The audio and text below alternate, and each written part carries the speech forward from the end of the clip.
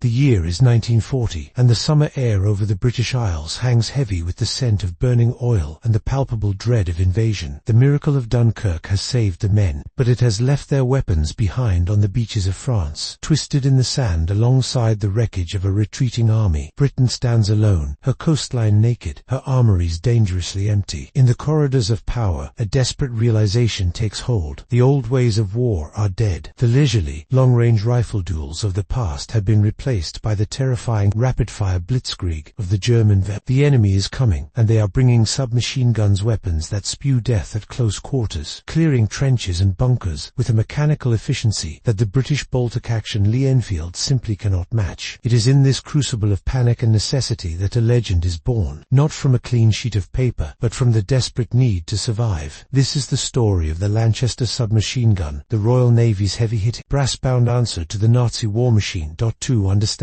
you must first understand the sheer desperation of that moment. The British military establishment had long sneered at submachine guns, dismissing them as gangster guns fit only for Chicago alleyways, not honorable warfare. But as the Wehrmacht swept across Europe, the effectiveness of the MP-28 and MP-40 could no longer be denied. The Royal Air Force, looking at their undefended airfields where the precious Spitfires and Hurricanes sat vulnerable to German paratroopers, demanded a weapon that could spray lead fast. They didn't have time for research and development. They didn't have time for field trials. They needed a gun, and they needed it yesterday. The solution was as pragmatic as it was brazen. Steal the enemy's design. The British got their hands on a German MP-28, a weapon that had already proven itself, and handed it to George Herbert Lanchester at the Sterling Armament Company. His orders were simple: copy it, build it, and make it work. What emerged from the Sterling factories was not a cheap, stamped metal throwaway weapon like the Sten Gun that would follow it. The Lanchester was a weapon of an older era, a final gasp of Victorian craftsmanship in a war of mass production. It was built like a battleship, while the army would soon be equipping its soldiers with the crude, ugly, and cheap Stenner weapon that looked like it was made from a bicycle pump. The Lanchester was a creature of wood and solid steel. It featured a beautiful wooden stock, modeled directly on the Lee Enfield rifle, giving it a heft and familiarity that comforted the men who held it. But the true signature of the Lanchester, the detail that would make it iconic among collectors and sailors alike, was its magazine housing. It was machined from solid brass. In a war where every ounce of strategic metal was rationed, the use of heavy naval-grade brass seemed almost decadent. But this was no accident. This gun was destined for the sea. The Royal Air Force, who had initially demanded the weapon, soon backed out. The Lanchester was too heavy, too expensive, and took too long to make for their rapid airfield defense needs. They turned to the cheaper Sten, but the Royal Navy saw something else in George Lanchester's creation. They saw a weapon that could survive the brutal, corrosive environment of the North Atlantic. That heavy brass magazine housing wasn't just for show. It was impervious to the salt spray that ate steel for breakfast. The solid wooden stock provided a stable firing platform on a heaving deck. The bayonet Luger feature, almost unheard of on a submachine gun, spoke to the grim reality of naval combat. The Admiralty knew that if their sailors were using this weapon, they wouldn't be fighting at 200 yards across a field. They would be boarding enemy vessels, fighting in the claustrophobic corridors of U-boats, or repelling boarders on their own decks. In those tight, terrifying spaces, when the magazine ran dry, a bayonet was not an antique. It was a lifesaver. Imagine the scene in the freezing darkness of the North Atlantic. Circa 1942, a Royal Navy corvette has forced a German U-boat to the surface with depth charges. The klaxon sounds, and the boarding party scrambles. These men are not regular infantry. They are sailors, wrapped in thick wool and oilskins, boots slick with seawater. Slung across their chests are the weight of the gun, nearly 10 pounds loaded, is comforting in the chaos. As the whaleboat cuts through the icy swells toward the crippled submarine, the men check their weapons. The bolt is pulled back, locking into the open position with a reassuring metallic clack. This is an open bolt weapon. When the trigger is pulled, that heavy mass of steel will slam forward, stripping a round from the 50-round magazine and firing it in the same motion. It is a simple, brutal mechanism. The boarding party leaps onto the slippery casing of the U-boat. This is where the Lanchester shines. The German crew, desperate and likely armed with their own MP-40s and pistols, are pouring out of the conning tower. The British sailors open fire. The Lanchester roars. Its rate of fire is 600 rounds per minute, fast, but not uncontrollable. Because the gun is so heavy, heavier than almost any other submachine gun of the war, it eats up the recoil. The muzzle stays flat. A sailor can dump a burst of 10 10 rounds into the dark opening of the hatch and keep every single bullet on target. The brass casings fly, glinting in the searchlight beams, pinging off the steel hull of the submarine. In these frantic seconds, the difference between life and death is reliability. The Lanchester, machined to tight tolerances, does not jam. It cycles, feeds, and fires with the rhythmic pounding of a steam engine. Inside the U-boat, the fighting is a nightmare of ricochets and noise. The long 50-round magazine, sticking out from the left side of the gun, can be unwieldy in tight doorways, but it offers a massive reserve of firepower. The standard German MP for OMAG holds 32 rounds. The British sailor has 50. In a hallway firefight, that advantage is enormous. He can suppress the enemy, keeping their heads down while his shipmates move up. And if he turns a corner and comes face to face with a Kriegsmarine officer, and the gun clicks empty, that 19-inch sword, bayonet, fixed to the muzzle becomes the deadliest spear in the world. There are accounts of these boarding actions that read like pirate stories from a bygone age, but played out with automatic weapons and high explosives. The Lanchester was the cutlass of the 20th century, but the Lanchester's war was not limited to the high seas. It found a unique home with the Royal Navy Beach Commandos. These were special units, created to control the chaos of amphibious landings. On D-Day, June 6, 1944, while the army stormed ashore with their Stens and Bren guns, the Navy Commandos were right there with them, securing the beachheads, directing landing craft, and fighting off German counterattacks. On Juno Beach, the Canadians faced withering fire. Among the first waves were men carrying The sand and grit of Normandy were the natural enemies of automatic weapons. The Sten Gun, with its open slots and crude construction, was notorious for jamming if it got to sandy. The Lanchester, with its sealed, machined action and robust dust covers, kept working. Picture a beach commando, dug into a dune on Juno Beach. Mortar shells are throwing up geysers of wet sand all around him. He is the link between the infantry moving inland and the supplies coming from the sea. German snipers and machine gunners are probing the lines. The commando raises his Lanchester. The wooden stock, dark with oil and age, settles into his shoulder. He spots movement in the pillbox wreckage ahead, a squad of Germans trying to flank the landing zone. He squeezes the trigger. The Lanchester chugs rhythmically, sending a stream of 9mm parabellum. The weapon's accuracy is surprising for a submachine gun. The long sight radius and the stability of the heavy manufacturing allow him to suppress the enemy at ranges where a Sten would be spraying helplessly. He is not just a traffic cop on the beach. He is a heavily armed sentinel, and his weapon is the envy of the infantryman crawling past him in the sand. However, the weapon was not without its flaws, and to ignore them would be to paint a false picture. The Lanchester was dangerous, not just to the enemy, but to its user. The open bolt design meant that the bolt was held back by a simple sear. If the gun was dropped butt first onto a hard decker, very common occurrence on a rocking ship, the inertia could jar the bolt back just enough to disengage the safety, fly forward, and fire around. And because it was an automatic weapon, the recoil of that first shot would recock the gun, and it would keep firing until the magazine was empty, spinning on the deck like a lethal, mechanical snake. This Lanchester dance was a terrified whisper in every mess hall. Sailors learned to treat the weapon with a superstitious caution, never trusting the safety catch fully, always aware of where the muzzle was pointing. It was a beast that could bite the hand that fed it. Furthermore, loading the magazines was a thumb-destroying ordeal. The 50-round stick magazine used a double-column feed that tapered to a single position at the top. Pushing those last few rounds in against the stiff spring required the strength of a blacksmith, or the use of a special loading tool that was easily lost in the heat of battle. A sailor, fumbling with loose rounds in the dark, trying to force them into the brass lips of the magazine while his ship took fire, would curse the name of George Lanchester. The magazines were also long and heavy. A pouch of 3 fully loaded magazines weighed nearly as much as a rifle. Carrying this load, along with the 10-pound gun, required physical stamina that the average conscript struggled to maintain. It was a weapon for big men, for the hairy matelots of the fleet, who prided themselves on their toughness. As the war moved to the Pacific, the Lanchester traveled with the Eastern Fleet. Here, the environment changed from freezing salt spray to suffocating jungle humidity. In the campaigns against the Japanese, the Royal Navy often found itself supporting landings in Burma and Malaya. The brass construction, originally intended to resist Atlantic corrosion, proved equally adept at resisting the jungle rot that plagued steel weapons. The woods swelled in the damp, but the gun kept firing. In the close-quarters ambushes of the jungle, where visibility was measured in feet, the high capacity of the Lanchester was a godsend. A patrol moving through the undergrowth could unleash a wall of lead at the first sign of movement. The Japanese tactics of shock charges and infiltration were met with the steady, reliable chug-chug of the British naval gun. There is a specific dramatic resonance in the image of the Royal Navy landing parties in the Pacific. These were not the dedicated jungle fighters of the Chindits or the U.S. Marines. These were sailors, often dressed in improvisation kits, tasked with securing harbors and coastal villages. They walked into the green hell carrying a weapon that looked like it belonged in a museum case, its brass polishing gleaming despite the mud. In one skirmish near Rangoon, a small detachment of sailors was pinned down by a Japanese machine gun nest. The range was too close for naval gunfire support. A petty officer, armed with a Lanchester, crawled through the mud, flanking the position. The weight of the gun, usually a burden, allowed him to drag it through the muck without it fouling as easily as a lighter weapon might. He rose from the tall grass, the element of surprise on his side, and emptied the entire 50-round magazine into the nest in one long, sustained burst. The barrel smoked. The wood of the fore-end grew hot enough to blister skin, but the gun did not stop until the threat was silenced. The Lanchester's story did not end with the surrender of the Axis powers. While the Sten was scrapped by the millions, discarded as wartime junk, the Lanchester lingered. It was too well made to throw away. It saw service in the turbulent post-war years, in the conflicts that marked the end of the British Empire. In the Malayan emergency of the late 1940s and 50s, it was used again. The Royal Navy and Royal Marines, patrolling the rivers of Borneo and Malaya, found the old warhorse still capable. The heavy 9mm rounds punched through the thick jungle foliage better than lighter carbine rounds. By this time, the Sterling submachine gun, a direct descendant of the Lanchester, designed by the same company, was entering service. The Sterling was lighter, safer, and more modern, but the Lanchester soldiered on. In the hands of reserve units and foreign navies for decades, it became a symbol of a specific kind of British resilience. It wasn't the people's gun like the Sten. It was the professional's gun. It was the weapon of the senior service. To hold a Lanchester was to hold a piece of machinery that felt substantial, that felt worth the money. It was an artifact of a time when, even in the face of annihilation, the British instinct was to build things that would last. The brass magazine housing, now tarnished with the patina of history, tells 1,000 stories of terrified nights in the Atlantic, of the smell of cordite mixing with the salt air, of the desperate struggle to keep the supply lines open against the U-boat wolf packs. The technical specifications of the Lanchester, the 9x19mm parabellum cartridge, the blowback operation, the 600 revolutions per minute, cyclic rate are just numbers on a page. The reality of the weapon is found in the sensory details of its use. It is the sound of the bolt slamming home, a sound like a prison door closing. It is the smell of hot brass and oil. It is the bruise on the shoulder from the heavy recoil spring. It is the sight of a 50-round magazine protruding awkwardly from the side, a constant reminder that this weapon is ready to unleash a storm. It is the feeling of the coarse wood grain against the